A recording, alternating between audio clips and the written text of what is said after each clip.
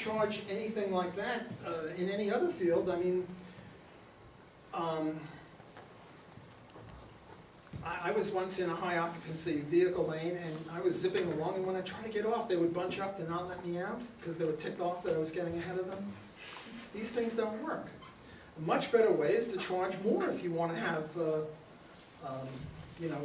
faster access.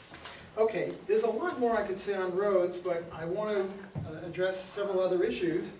So let me get off roads, and if there are objections, I can deal with them afterwards.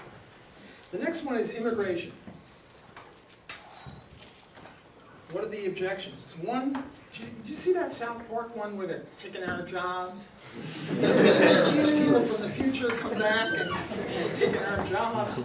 Well, I'm a big South Park fan. When I grow up, I want to be like Cartman. He's my hero. One objection is they're taking our jobs. The immigrants will take our jobs. Well, why do we have jobs in the first place? The reason we have jobs in the first place is we have scarcity. And as long as we have scarcity, as long as we want more than we have, there'll always be jobs. So the reason we have unemployment is not because people are taking our jobs. The reason we have unemployment is because the government is raising wages higher than productivity levels. So if you hire such a person, you'll lose money. The main sources of this are the minimum wage law and unions. So I don't think that that's a reasonable one. Another one is they're taking welfare, they're using public schools and hospitals. Well, the libertarian answer there is very clear. Let's not have welfare.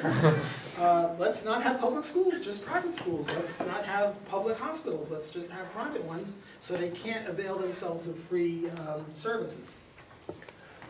Another one is they'll be criminals or they'll have contagious diseases. Well, the classical libertarian view on free immigration was people with contagious diseases have to be isolated until they're fixed up, and criminals, you don't take criminals. So the typical view, traditional view of libertarian immigration is those are the exceptions, those are reasonable exceptions.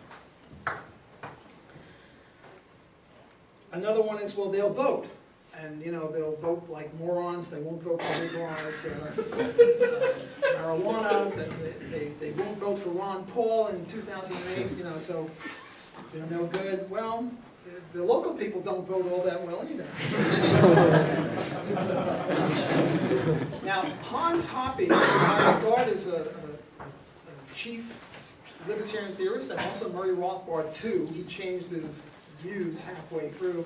I have an article attacking Murray and Hans, and I call it Rothbard 2 because he changed his views on this.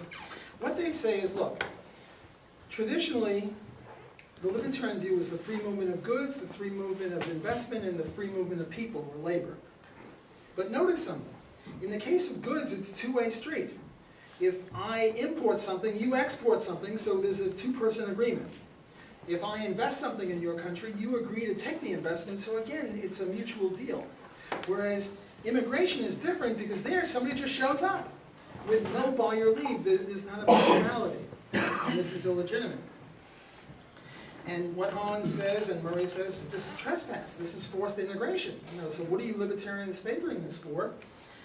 And my view is that this is true only if all property is owned. But if there's property that's not owned, why can't they come there? What libertarian rule are they violating? How are they violating the non-aggression principle if they just come to the middle of Colorado or Montana where there's no one there? I mean, you fly in an airplane, the Rockies are empty. So suppose somebody just got a helicopter and landed there and started flying. What is he violating? He's not violating anything. There's also parks, public parks, unowned. BLM, Bureau of Land Management, owns millions of acres west of the Mississippi and Alaska. Roads, not owned. Now, if they're trespassing, aren't babies trespassing? Babies, by the way, come from the country of Storkovia. The stork brings them over in a little pink or blue sack, and they deposit them here. Well, they're immigrants. So anything you can say against immigrants, I can say against babies. Immigrants are going to commit crimes, babies will commit crimes. Well, in in a couple of years, give them a little time, but we're not worried about time. They'll commit crimes when they're 15 or 16 or whatever. They'll vote badly. So if you want to be logical, you have to say, well, if you don't want immigrants, you can't have immigrants from Storkovia either, which are babies.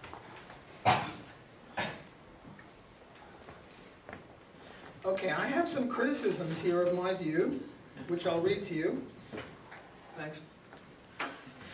Because of the size of the immigration and invasion and their high birth rates, Americans are forced, unless they choose to move to a different country, an unrealistic and huge imposition on them, to lose the Euro-American culture they worked so hard to create. A culture of low crime, primacy of education, relatively low drug use, delay of gratification, to obtain the more important benefits for them, for example, getting high. This destruction of U.S. culture imposes an enormous cost on us.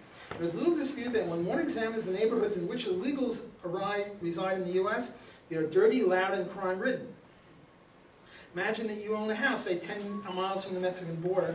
Little by little you see crime, noise, and filth increase, and of course your property value declining. They are essentially stealing the legal homeowner's money and quality of life. Is it really libertarian, let alone in just the largest sense, to assert that the rights of these illegally entering people trump the rights of the legal residents? And that presumes that you're not a victim of crime. The violent crime rate among illegals is huge. Allowing uncontrolled immigration greatly increases the probability that you or someone you love will be robbed, raped, or killed.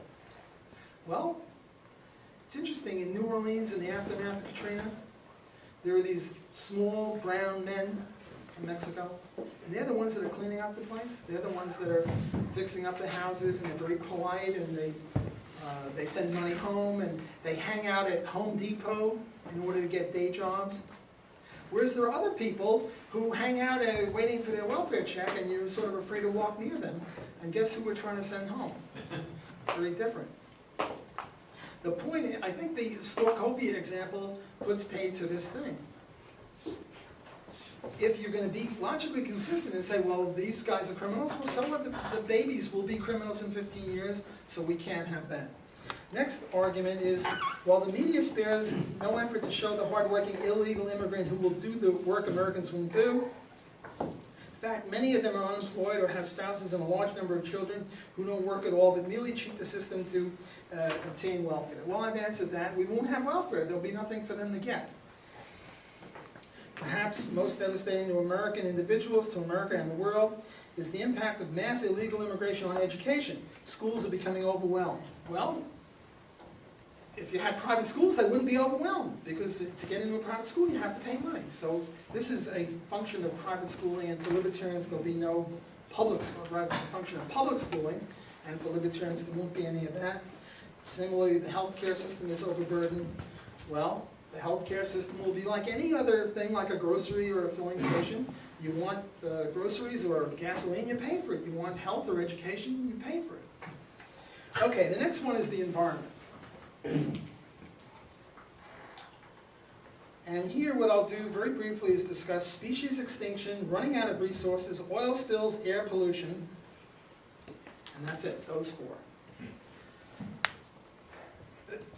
I call them watermelons, green on the outside, red on the inside.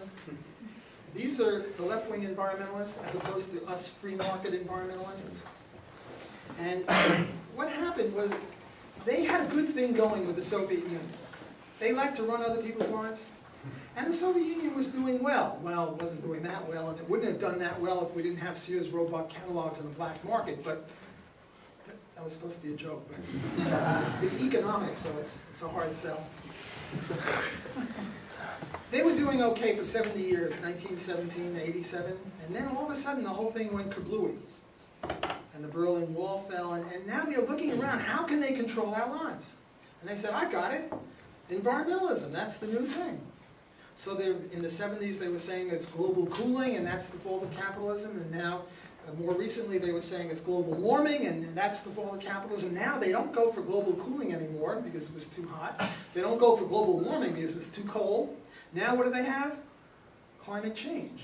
Well, the climate's always changing, and so it's sort of like the indictment, the verdict is clear, the indictment keeps changing. It's always the fault of the people. Okay, species extinction. The cow and the buffalo, as far as I'm concerned, I'm not a biologist, are the same animal. They both have horns, they both are big, they both smell, they both give